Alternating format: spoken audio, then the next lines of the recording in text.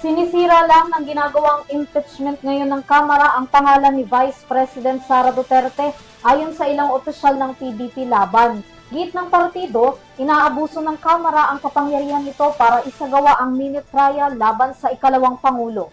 Narito ang balita ni Crisa Lopez.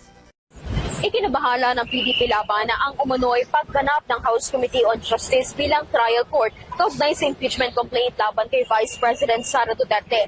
Gate ng political party, malinaw na politically driven ang pagsusulong ng impeachment complaint laban kay Duterte na may layuning gantihan ang pamilya nito. Anila, malinaw na labag sa konstitusyon ang pagpapatuloy ng House Committee sa pagtalakay ng issue ng impeachment complaint.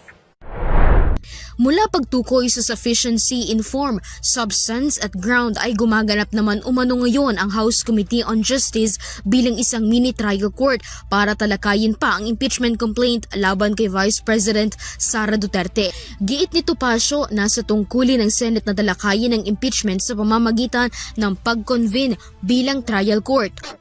Dapat po sa Senado sitting as an impeachment court. So ito naman po ang proseso. Kung magpa-file under any of the two modes, kasi tatlong modes po yan eh. Yung isa po, pagka one-third, ay iba po ang proseso. But this was not, the impeachment complaints were not initiated under the last mode. Yung isa lang po, verified complaint, and there's a number at verified complaint.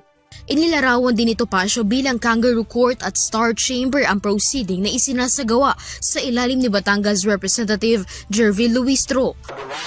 Ang power ng either house, the House of the Senate and the House of Representatives, na mag-formulate ng rules na labag sa saligang batas, particularly the due process clause, the right against self-incrimination, and the right to remain silent.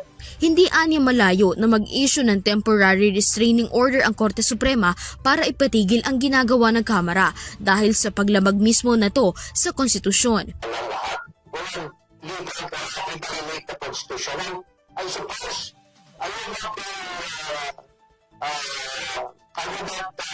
position na hindi pinapagawa ang mga abogado ni Vice President to question on this in the court.